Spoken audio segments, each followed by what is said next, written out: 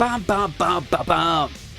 Ladies and gents, welcome to Thompsin and Other Disappointments. It's Wednesday. It's 7:30. It's time for the solo show. It's time to do this, guys. What's going on out there? How are you? What's in the news? Trump has been arrested again. Labour appear to have completely abandoned their role as opposition. Boris Johnson is, he's continuing to be a, fucking thorn in the side of the Conservative Party. Which one should we jump on first? What should we talk about today, guys? We'll get Boris Johnson out of the way first, I think. So the Privileges Committee report is due to drop any day now, any second, I guess, in its final form. I'm sure I don't need to tell you guys what happened with that, like how it all came about. So let's just skip all that, all the context, all the lying, the tanking of standards, the abysmal performance by Johnson himself at the committee. Fuck all that. Let's just get to where we are now, which is an aggrieved, blonde Yeti in an ill-fitting suit. I get, like, what the fuck is the deal with the suits, man? Like, why are he and Jacob Rees-Mogg the only millionaires who can't find a tailor? Like, what is it with rich Etonian guys who dress badly? You know? Like is it like an Etonian hipster thing, do you think? You know, like a sort of an outlier. That's it. Like, do you remember in the late noughties?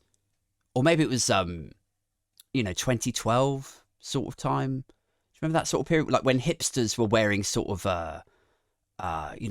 shabby chic kind of stuff. Like, it wasn't cool to wear Nike t-shirts and Hugo Boss jeans and a pair of expensive Reeboks, expensive, cool looking gear. It was cooler in some quarters to wear, a flat cap and a, jacket with arm pads on, or like if you're a girl, like have a beehive and a polka dot dress, like sort of ironically cool, I guess.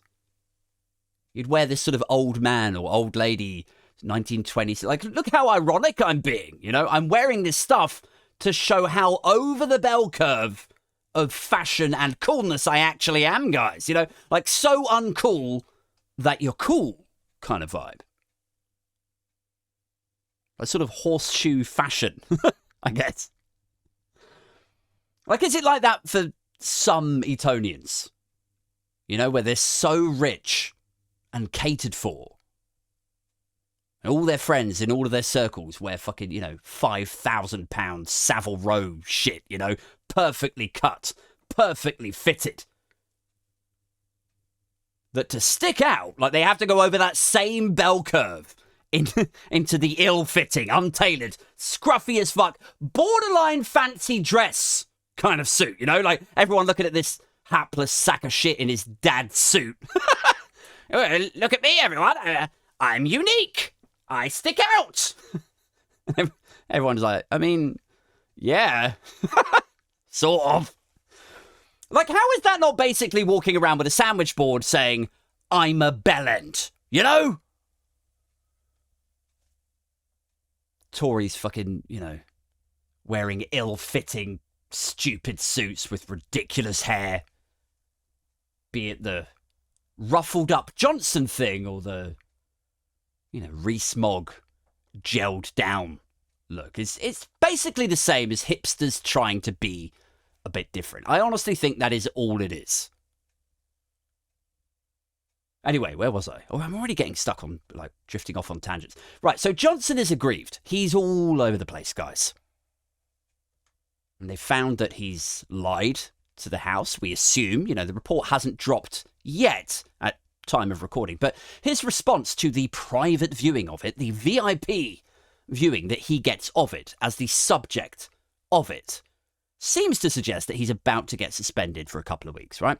And then in tandem with that, around the same time, in parallel, he has asked Rishi Sunak to overrule the House of Lords committee and allow his nominated peers to go through to the House of Lords. And Rishi Sunak refused. So So those two hate each other's guts all over again. And so, anyway, then you cue people like Nadine Dorries, who's been caught up in this stuff. You know, she thought she was going to get the barony or the damehood or something.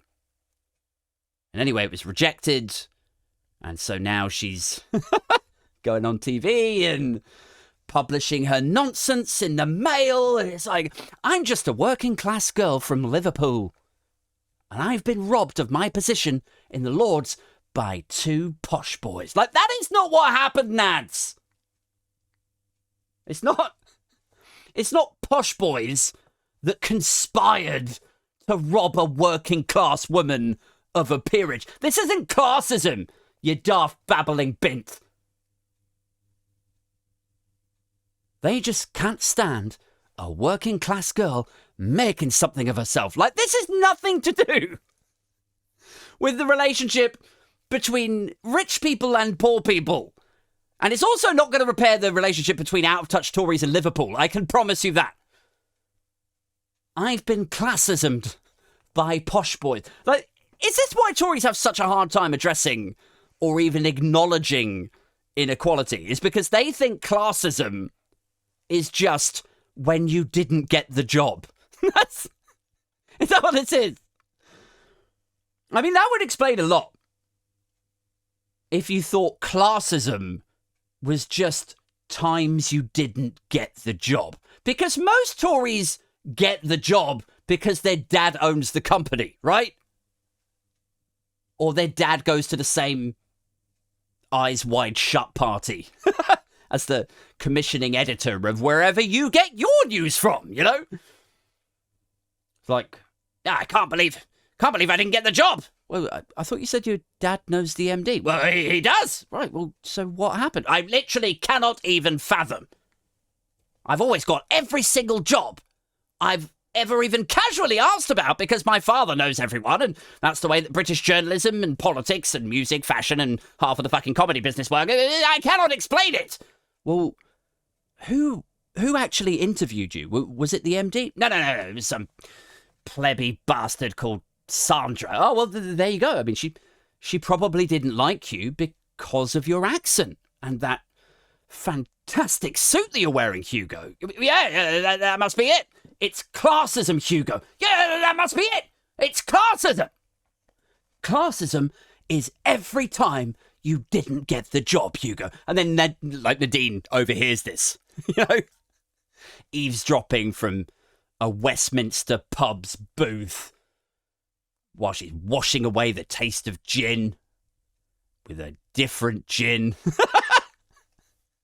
And she's thinking, of course, whenever I didn't get a job, that must be it too. There is simply no other explanation. It's not that I didn't read the detail about who can and who can't immediately ascend to the Lords. It's just that people are mean to me. And it's like a double whammy with this shit, isn't it? Because it's like, I don't know about you guys, but I don't personally see Nadine Dorries as working class. I just don't. You know? To me, she's a Tory. That's it. Like, she might have started off humble.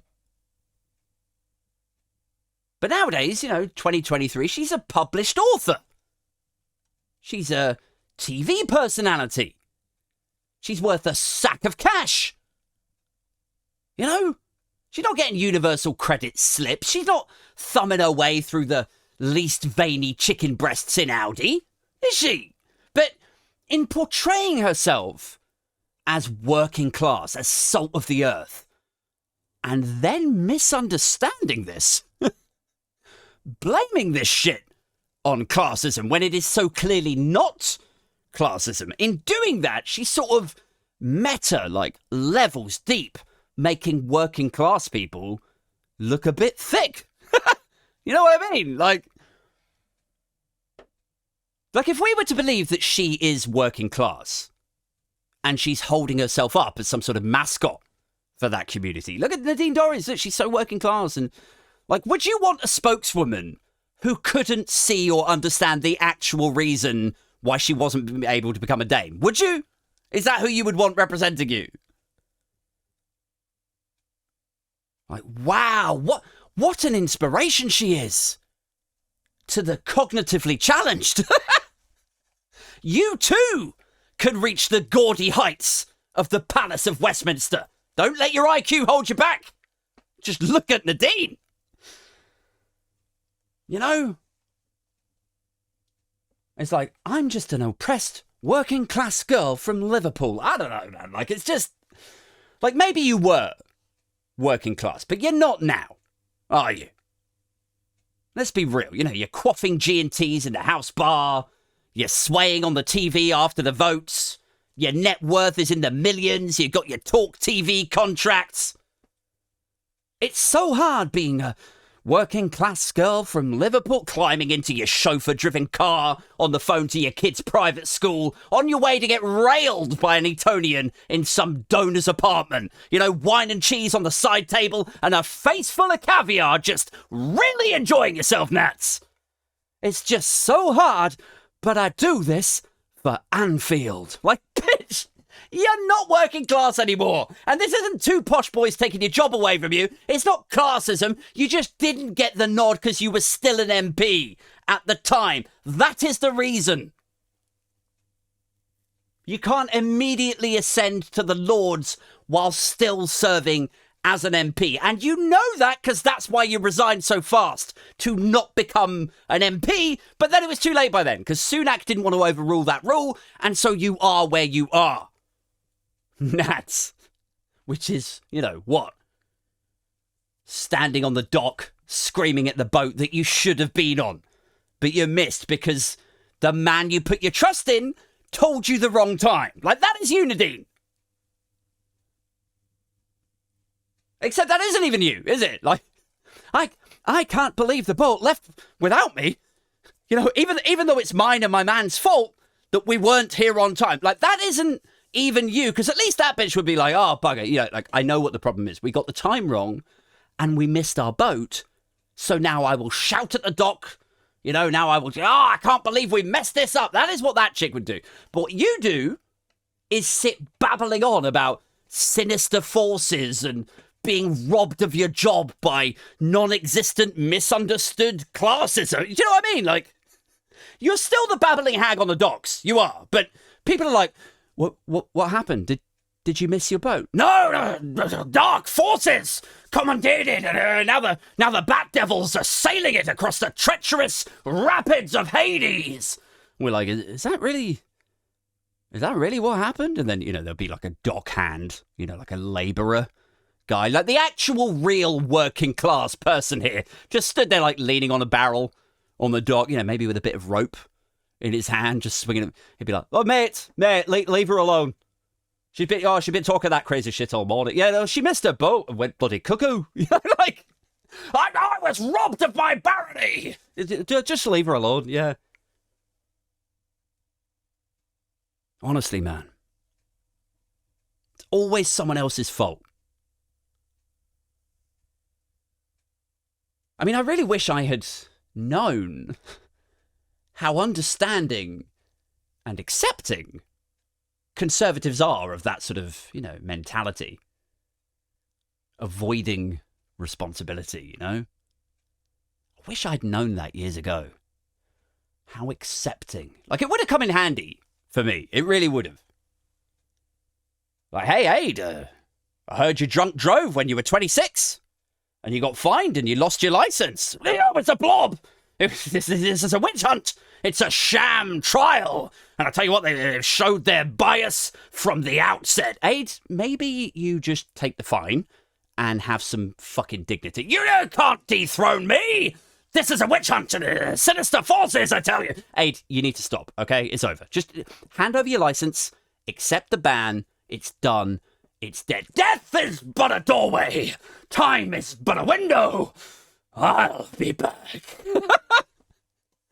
You know, would have come in handy if only I had known how accepting Conservatives, magistrates might be to that total aversion of responsibility. This is unfair. I was robbed. Unelected blobs and small boards and invasion. No more gin for grandma, okay? Put the bottle down, Nadine. Anyway, so Johnson, Dorries, Sunak. There's just, there's so much political oxygen that just gets swallowed up by Boris Johnson, isn't there? Like, even when it's just someone connected to him, like Dorries, Imagine how frustrating that must be if you're just, a government minister. Not even somebody who socially engages with or who has worked on policy or even somebody who served in the administration of Boris Johnson. If you're just a government minister, right, sent out on the rant, maybe you're a Penny Mordaunt, a Suella Braverman, a Grant Shapps, Michael Green, right? And you go on Sky Breakfast and you want to talk about your new policy, your new, I don't know, it'd be called something like a Fairer Education Academy Initiative or something. And you're excited about it. Of course you are. Because you worked hard on it. You're not one of these, laissez-faire, lazy Whitehall SW1 types. You worked hard on this shit. On this new policy. You stayed up late with civil servants. You researched it. You worked it through. And you're prepped. And you're ready. And then you got Kay Burley in your face. Like, Boris says that you're a cunt. Are you a cunt?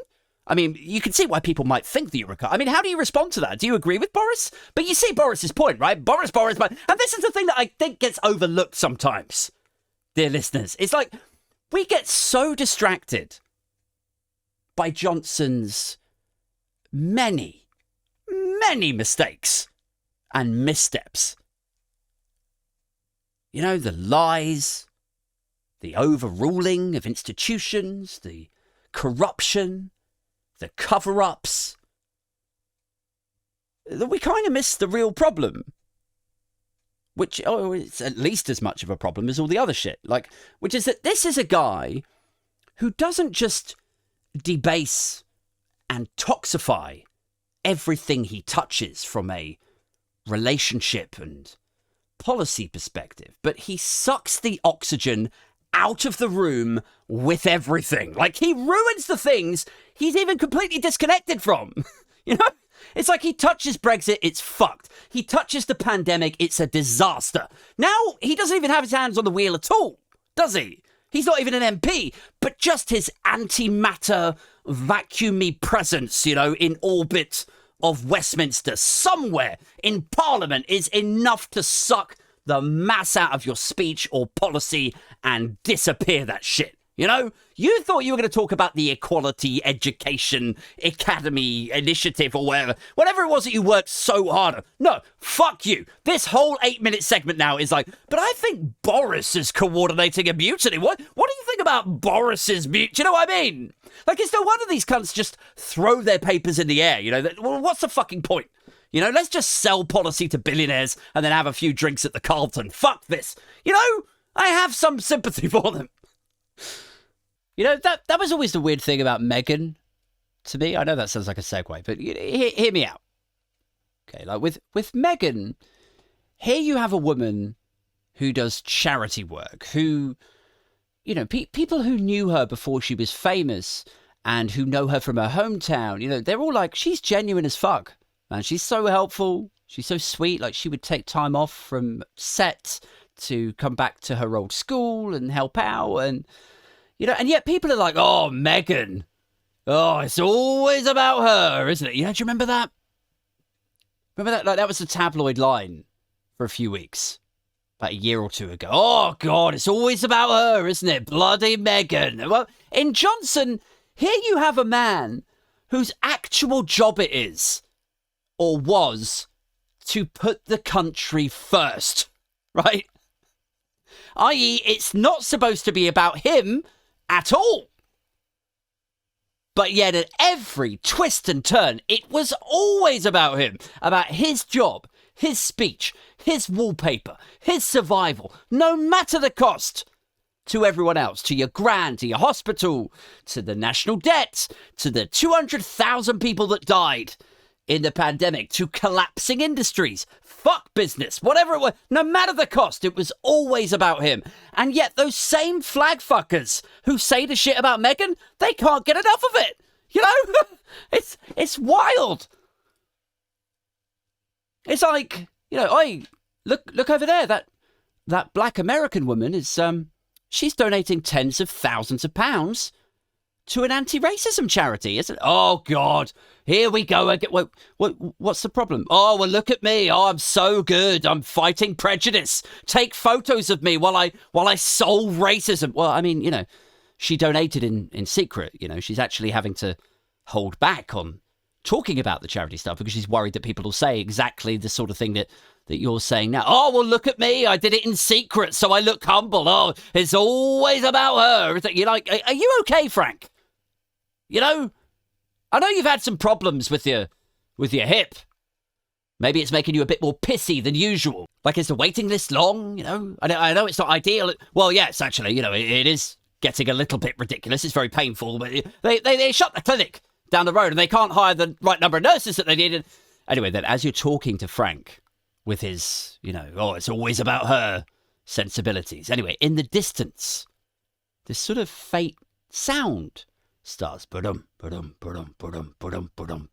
just this rumbling noise, and it's getting louder and louder, and then you and Frank with his shit hip and his hatred of Meghan. Oh, it's always about her. You know, you're looking at each other and you're like, well, what the fuck is that noise? And it's getting louder and and Frank looks at you and he's like, oh, I think it's getting closer. And it's and then the Boris Johnson carnival just plows through the town. There's just tables and chairs flying everywhere. There were people having discussions about how they were going to fix that T-junction and they just get trampled to death. And it doesn't just decimate the parish halls and tear through the towns, or, you know, maybe the UK's one remaining NHS walk-in centre, but poor Meghan-hating Frank's hip gets caught in the horses and his leg just gets torn out and dragged away with the Boris Johnson show. There's fanfares, there's foghorns, there's megaphones blasting, people shouting, oh, sunlit uplands and £350 million to the NHS and 40 new hospitals, and the carriages charging past have his face painted on them, and the horse riders and marching band are all in, you know, ill-fitting suits, maybe, you know, in homage to it. Like, all of them are dressed like Boris Johnson so that nobody stands out. Nobody is unique here. Nobody's not homaging the big dog, because the whole parade knows who the world king is, don't they? And the horns that the horse riders are blowing into are custom made, so they don't sound like horns. They sound like Boris Johnson impersonating a horn sound. You know, the jockeys blow into it as they're charging past, and out comes this sound. It's like, whoa, you know, with his stutter, impersonating the sound of a horn. And a couple of them are like, wouldn't it be better to just have a proper horn? And, you know, the stagehands charge it. They're like, don't give anyone the proper horn around here. Boris will impregnate half the hospitality staff. Even the fucking horses have undergone cosmetic surgery to make them look as close as possible to Boris Johnson's actual face. They are genetically modified Boris horses. They're Boris Johnson fucking horses. You know? They're not Boris Johnson fucking horses, although, you know, veterans of the show will no doubt be throwing up a TFL for hashtag Tories fuck livestock right now. But anyway, on and on it will go. The Boris Carnival tearing through the town, tearing Frank's hip out. There's blood everywhere. Boris Johnson's face and voice and illegitimate children all resembling Boris Johnson. All of it everywhere. Entirely about him. And Frank will be stood there with his leg gone, his hip socket open, you know, veins blowing in the wind, along with his flag. And still, he'll be like, oh, bloody love Boris, though. I really don't know. He's such a card, isn't he? He's done so much for this country. And you will look at him incredulously as he continues. Anyway, as I was saying, Meghan. Oh, it's always about her. Anyway, more of that ranty nonsense at the live show. I'll tell you a bit more about that towards the end of the show. What else have we got to talk about? Labour Should we talk about Labour while we still have time? Can we talk about what happened last night with Labour? You know, with Wes Streeting? Which I always think sounds like an overground stop in Hertfordshire, doesn't it? Like, people in coaches 1 to 9, we are now approaching Wes Streeting, you know? Anyway, look, there's a situation going on right now, right? I don't even know really how to explain it, but you know, because I'm not a parliamentary expert. You may have gleaned that. This is not Newsnight. I am not that. I am a foul-mouthed comedian who tries to make sense of the senseless. And when it doesn't make sense, I nail that shit to a fucking cross. And then, you know, somewhat ironically, I gather my followers, my Binfluencer cult members from Patreon, my disciples, gather round me and join me as I lob fresh vegetables at the culprit on the cross. Not rotten vegetables, by the way. Rotten shit is soft. You people are fucking like, use the fresh stuff. It'll hurt more. Anyway, I am not a parliamentary expert, but I do read a lot of news. And one of the guys I like to read about constitutional matters and, you know, a fair bit of swearing, has to be said, which if you've listened to this pod for a while, you will know that politics and swearing are both subjects close to my heart. Those and alcohol. Cheers, by the way. I digress. So, here's what happened. I'm going to try and keep the context of this a bit brief. But one of the guys I read is called Ian Dunt, and he writes for the I newspaper. And he did this piece called "The Government is Using a Chilling Mechanism to Sidestep Parliament Altogether." And this was published a few weeks ago. But it outlines what the government are trying to do at the moment, or last night did do. And it says how, in this thing, you got the public order bill, right, which was used to arrest coronation demonstrators. If you recall, they were arrested and then released without charge, right? And in that bill was the phrase, serious disruption to the life of a community. And it needed definition. You know, what is serious disruption? What is a community in this context? Is it asylum protests outside a travel lodge of a community of refugees? You know, should that protest be stopped and those people arrested? Or was that not serious disruption? And is, you know, serious or disruption, are they only reserved for the times when lefties shutter the Hammersmith flyover and they piss off the Daily Mail? You know, how do you define these things? Anyway, so Ian Dunt said the definition had been sort of, you know, diluted and made ambiguous so it could be used more freely by the police as a sort of a catch-all term to literally catch all and any supposed, you know, perpetrators and traitors or wherever they needed to. So, and these definitions weren't in the bill at the first reading, right? They were injected at report stage in the Lords, which already looks bad, you know, rushing things through into one of the final stages of its process, of its trajectory to becoming law. It's like, you know, okay, Pretty, who was Home Secretary, I think, at the time, when this was first written up. It's like, if you go up to Priti Patel and you go, look, write your ideas down, get them checked by lawyers, right? Negotiate with the people who are going to vote on them in the Commons, check everyone's happy with it, you know, and then tweak and update them before they go into the Commons vote. But no, she didn't do any of that. What they were trying to do was stuff this shit into the bill at one of the last hurdles. So already it's shit, right? You still with me? Okay. So, thankfully, at that stage, the Lords rejected it. So says Dunt. In this piece that I encourage you all to read. I'll try and put a link in the thing later. So the Lords reject it and it gets batted back to the Home Office. And the Home Office should then reconsider what the issues were and maybe try again with some updates or amendments or something, I guess. But no, instead, the Home Office used what is called a statutory instrument, which I don't even know what the fuck this is, but it seems like it's a protocol that can be utilised to sidestep Parliament. Just take that in for a minute. Sidestepping Parliament. Fuck all the sovereignty stuff. We're just going to do what we like. And this statutory instrument that was enacted was put in by the Sentencing Act last year, which allows, get this right, the Home Secretary, currently Suella Braverman, to herself define what is and is not a serious disruption. So, on a whim, she could go, oh, no, that's not serious. Oh, that one? Yeah, that's Just Stop All. Yeah, oh, that's very serious then. Oh, this one? Oh, that's sinking boats, is it? Oh, yeah, don't worry about it. Yeah, that's not serious. Well, it's not very disruptive, so yeah.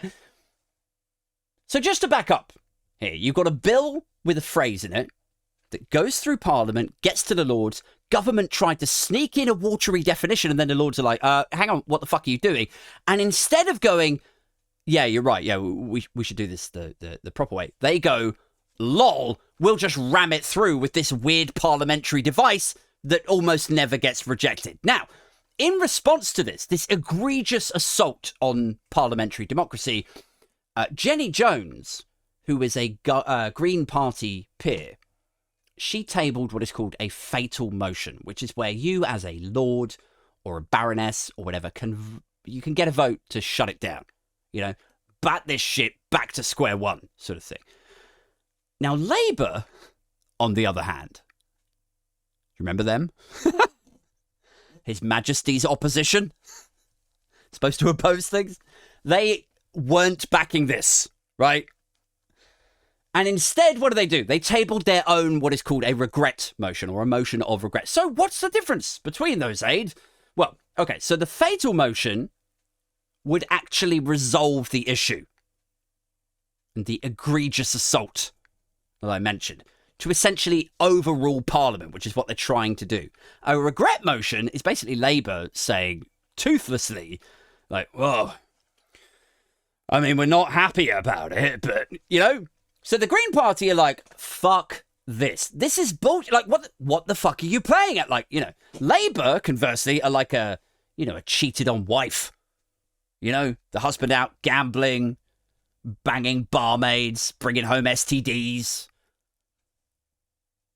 And everyone's like, so you're going to leave him, aren't you? You're going to tell him that you're not going to stand for this. Well, no, I mean, I'm not happy. Like, I think his behaviour is regrettable. Like, are you insane, Philippa? Your vagina is currently an incubator cooking up some weird, fucked up, combined variant of syphilis and gonorrhea. You're the Wuhan lab of STDs because of all the shit this motherfucker's bringing home to you. The fuck is wrong with you? Leave. No. I'm not saying it's right. You know, I'm acknowledging that his behaviour has been regrettable. Right. I mean, it's just a way that you're saying regrettable. Yeah. Like, you know, attainable. You know, like it's regrettable, like it's possible that someone somewhere could regret it. Well, yeah, that's right. Does he? No. Well, okay, wonderful. Like, and will anything happen as a result of this regret? Absolutely fucking nothing, Ed. Oh, well, fucking marvellous. So well done, Labour. Great job, guys. How very inspirational of His Majesty's opposition. And not only did they not publicly back the fatal motion, you know, to gather some steam and momentum to strike it down, they then abstained on the fucking thing in the Lords to boot. So last night we had this authoritarian way of circumventing Parliament to get their way, no scrutiny, and not only is nobody talking about it, or at least nobody in the news right now, you know, it's all full of Trump and Boris and a little bit of Schofield here and there, but Labour are defending this abstention as though it's somehow a reason for you to vote Labour. Right? So that's something, right? It's like, hey, I know that you're pissed about the Home Secretary and how she can basically overrule the entire Westminster estate when she chooses on a whim. But, you know, what could we do? What could we do except stand in the yes lobby, personally dishing out hand jobs and teddy bears to everybody supporting? Like, what could we do except absolutely fuck all? Like, Wes Streeting was on Twitter last night, and he said this. This is what he said. So Labour abstained. They did nothing again.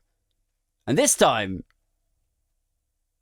as an assault on the fabric of parliamentary democracy takes place, Labour just stood on the side like a limp dick at the orgy, and Streeting goes, an unelected House of Lords can't block an elected House of Commons. If you don't want Tory laws to go through Parliament, elect a Labour government. Just take that in for a minute.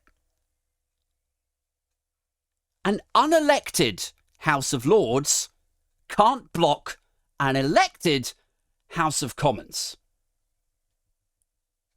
So first off, this is disingenuous as fuck. Like, they can't block it. Nobody's saying, oh, just block. Like, they can't kill it. That's not what they're there for, right? Like, we know this. They're there to amend and tweak and debate and so on. But they do have the power to fatal motion the shit, don't they? And we know they have that power because Baroness Jones just fucking tried it. And the only reason it didn't work is because you fuckers didn't back it. You can't run away from something. And then when it fails, you're like, see?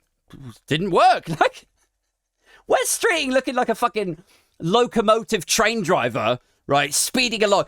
The driver dives out of the front carriage, leaving the train to tear down rickety track at 100 miles an hour, down the wrong points, plows through the stop sign, explodes in a ravine, and then he's like, look, I had to get out. Look, it was going to explode. That is Wes Streeting right now. An unelected House of Lords can't block an elected House of Commons, guys. So if you don't want Tory laws to go through Parliament, elect a Labour government. So look, what he's saying, let's try and be serious just for a second, shall we? He's basically saying the Lords are powerless. Commons is where this stuff gets thrashed out. So make the Commons Labour and you won't have this problem. But I don't know, man. Like, for that to be true, there would have been no such thing as a fatal motion, right? Or if there is a thing called a fatal motion, like, it would never have been used, or it wouldn't have been successful the times that it had been used. Except there have been times that it's been used and it has been successful. Like, this is what gets me. Like, these motherfuckers wheel out this stuff like they've never heard of Google, or ChatGPT. It took me 30 seconds this morning to find out there have been other occasions fatal motions have been used to shoot things down. 30 seconds! It wasn't even that long ago. It's like, 8 years ago or so. Like, it's not often, but it does happen.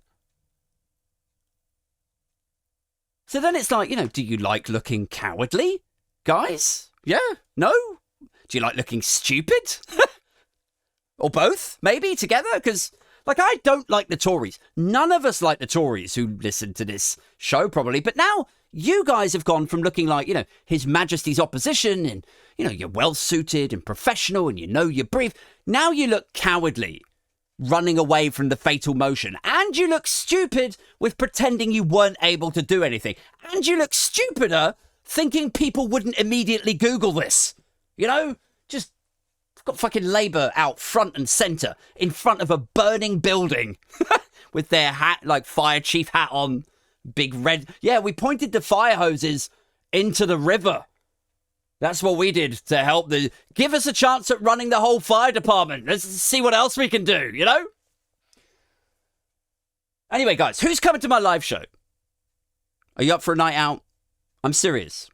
Let me know if you're coming. I really want to make this the first of a good series of live events for you guys. So if you're enjoying the pod and you can get to London, maybe you work here, maybe you just fancy a long weekend, come down, catch some shows, see some friends. My live show is going to sell out, man. It's a warning, okay? The tickets are out there. Get in quick. It's on Thursday, the 28th of September. It's at Book Club in Shoreditch, okay? Shoreditch, E1, the Book Club, 28th of September. It's me, Otto English from Byline TV and Byline Times, John Left of the Countryside, you might know him from TikTok and from the On Topic podcast, Ashley Hayden, highly revered stand-up comedian around the London and political comedy circuit. It's going to be comedy, a live podcast, games, stand-up. Also, if you're a few shows in and you're feeling it, maybe you're up for joining in with the chat with other listeners, politics nerds, fans of my boozy ranting, God help me. Jump on the Patreon if that's you. You get the first episodes. You get episodes of the podcast 2 days before everyone else, is what I'm trying to say. You get invited into the instant messaging community that I've built. You get first dibs on live tickets, like the show that I was talking about. There's meetups. You get credited at the end of shows like this. If that's you, join the Patreon, you tinkers. It's patreon.com/Aid Thompsin with an IN at the end. It starts from just £3 a month, so super cheap. Or you can go £5, or you can go £10, and I start throwing in Skype calls with me, and so on. Or if that's not you, if you can't afford it, cost of living and all that, maybe leave me a 5-star review on Apple Podcasts. That would be amazing. Or share me around to a friend, help the podcast to grow. Or, if it's just a one-off, check out the t-shirts on the Funk27 site, because all of this stuff helps to continue to support the podcast. But mostly come to the September show, because that would mean the world to me. Anyway, that's it from me. I'm back Friday night. My guest this week is women's rights campaigner Patsy Stevenson. Until then, stay booge, keep it strictly binfluencer, and I'm outie. Yo. This episode was powered by my Patreon backers over at patreon.com/Aid Thompsin. Special shout outs to Bowman, Chris, David, Mojo Sabian, Pingu, T-Rex in a top hat, Aaron, Alex, and Kai. Some of these names might not actually be the real names. Jeff, Peter, Sarah, Silent, and Ailsa, and then Anthony, Eddie, Fat Shirley, Mal, Rodri, Stuart, and Kerry. Thank you so much for continuing your support of the podcast, and I'm looking forward to catching up with each of you at the next London meet or the next gig. I don't know. Big doff of the cap to all of you. You give my funny bone a funny boner. Cheers.